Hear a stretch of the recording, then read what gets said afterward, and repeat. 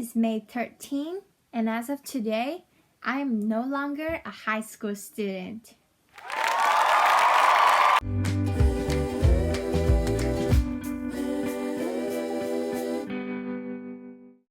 Okay, so I was asked to talk a little bit more about my college applications journey, how I prepare myself, and any tips or advices that I have. So this is gonna be that video. Although sort of something I learned from editing my college decision reactions video is that if it's too long, it's just gonna be a pain to edit. And also, I don't know, I feel like it's gonna be torturous to watch like an hour-long video, which I think is like how long the video talking about all the aspects of my college applications journeys will be. So what I'm gonna do is break them into a series of videos, each focusing on certain aspects of my college application. So there's gonna be like essays, extracurricular activities, my summer programs, any awards or achievements I have, advices, and the first one, is gonna be focusing on stats, standardized testing, the unnecessary and totally evil. Although, to be honest, I'm not sure how relevant this is gonna be because due to the COVID-19 pandemic, a lot of universities have declared that they're getting rid of the testing requirement for the class of 2025 and the class of 2026. So, yeah.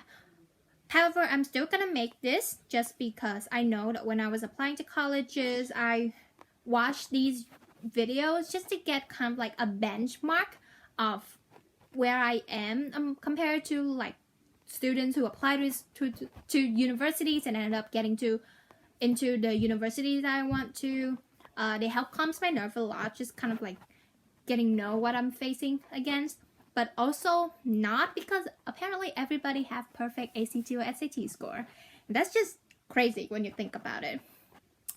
But one quick advice I have for you guys, I know this is not an advice video, but oh well, is that don't focus too much on numbers. Like, when it comes down to it, as long as you hit a certain point, colleges will stop caring about that. They're not gonna care if you have a perfect ACT or a perfect SAT. So don't stress out too much, because in my experience, colleges will choose passion over a perfect number any day. And this is something I used to not believe in, but now that I'm done with college applications, I have believe in it. It's just that I don't have a perfect score in any of the subjects that I take. Far from it, really. What I do make sure to show in my applications is that the passions for the things that I do, the things that I was involved in high school, and the things that I want to involve in the future. So if you can show the colleges your passions, your dreams, they're gonna take that over a perfect ACT or SAT score any day now. So yeah, just a quick piece of advice. Okay, now let's get to the stats part of the video. So I think I took every possible standardized test that are offered. The PSAT, the pre-ACT, the ACT, the SAT, the SAT subject test, and the AP exams.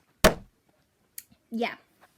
Although I get fee waiver for basically all of them. So I didn't really have to pay for anything when it comes to standardized testing. So quick advice, always use fee waivers. They will save so much money.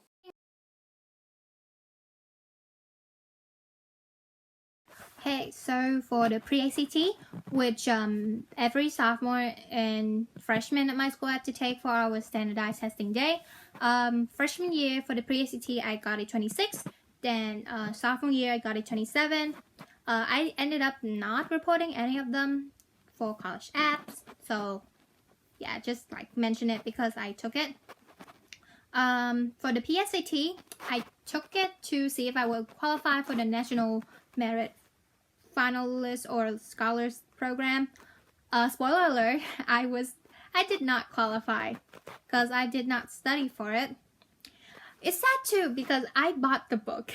I bought the book like a whole year in advance and I forgot about it until a week before the test. And by then it's just not enough time to prep. So I got a 1350 out of 1520. For reading, I got 690. And for math, I got 660. Yep. My reading score is almost always better than my math score for some reason. Okay, and I took it in October. I took the SAT twice. Once during December of my junior years. The next time, for the second time, is for March, also junior year. So first time I took the SAT, I got a 1470 out of 1600. My reading is 740. My math score is 730. So yeah, you're seeing a pattern. In March, I got a 1450. So the score went down, but my reading score was increased by 10 points. So I got a 750 in reading, but for math, I got a 700. So yeah, after that point, I ran out of fee waivers, and I just not willing to spend any more money or more time on the SAT. I thought to myself that if that's the score I get, like a super score of 1480, then so be it. So yeah, for the ACT, I also took it twice. First time is in July 2018. The summer between my sophomore and junior year, I got a 27. And I ended up not reporting that score also to college because the second time I took it, which is in April 2019, my junior year, it is significantly better. Like, even if I try to do super score, it wouldn't matter because like the second time, everything is higher than the first time. So for the second time, I got a 34 on the ACT, a 33 in math, 35 in English, 34 in reading, and 35 in science. So it's like a significant improvement from my score back in July that year. And it was really after the ACT that I was like, yep, I'm done with standardized testing forever. Okay, but then since at that point I low-key wanted to apply to MIT and they require subject tests, I decided to take the SAT subject test. And boy, do I hate those tests. They were horrible. Okay, first time, I took chemistry, math, and US history. Math 2 is the math test that I took. And the sad thing is that I was so bad at SAT subject tests, but since I applied to the Questbridge National College match, I had to report all scores. So colleges saw my 660 in US history, 660 in chemistry. When I retook chemistry, I got a 700. When I retook US history, I got a 740, so that was good. And then math 2, ladies and gentlemen, as you probably can tell, I'm an Asian girl. And for math 2, I got 720. So, way to break the stereotype. Yep. And newsflash, you do not need an 800 in math 2 to get into an Ivy League or to get into MIT. I know I didn't even make the 25th percentile of math 2 score for MIT, but I got accepted anyway. And that is because they probably saw something in my applications that outweigh my terrible test scores. So yeah, for the AP exam, I took AP World History sophomore year. It was the only AP class I took, so it's also the only AP exam I took. I got a 5.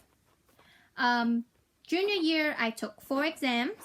AP Physics 1, which I got a 3 on. AP Chemistry, which I also got a 3 on because I forgot how to do the Lewis dot structures. It's like the easiest thing in chemistry that you can do, and I forgot how to do that.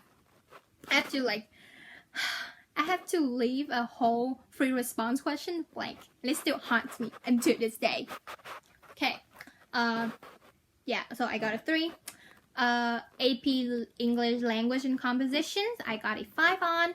I was very surprised because for the multiple choice, I spent like half the amount of time allotted for it on just the first passage.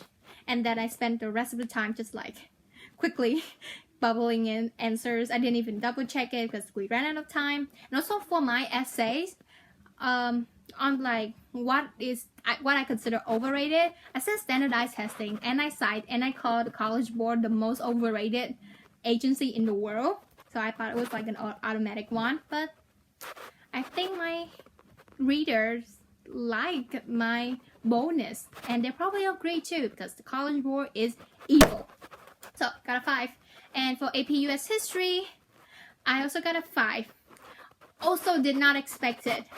Also, not sure if this is relevant, but I got my score back at MIT because I was doing a summer program there.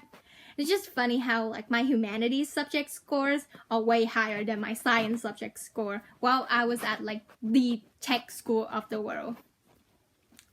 So yeah, and that is it for stats. That is for the stats that I reported on my college applications. So yeah, I hope you can see that you do not need to be a perfect candidate test score wise to be admitted to colleges.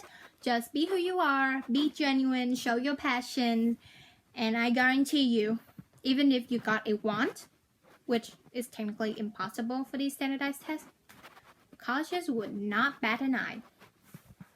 Okay, well, I hope everyone's having a happy, healthy, and safe time during quarantine. I know states are opening up, which to me is a very bad news because we're nowhere near flattening the curve. So if you can, stay home and practice social distancing. Also, Disney Plus just announced that they're gonna be making an adaptation of Percy Jackson's, and I'm just so happy because Percy Jackson is literally my childhood. So I guess you can totally see me fangirling over Percy Jackson in future videos because it is perfection. Okay? Happy end of school, everyone. If your school has ended, mine has ended, and I am living the life of a free woman. See ya!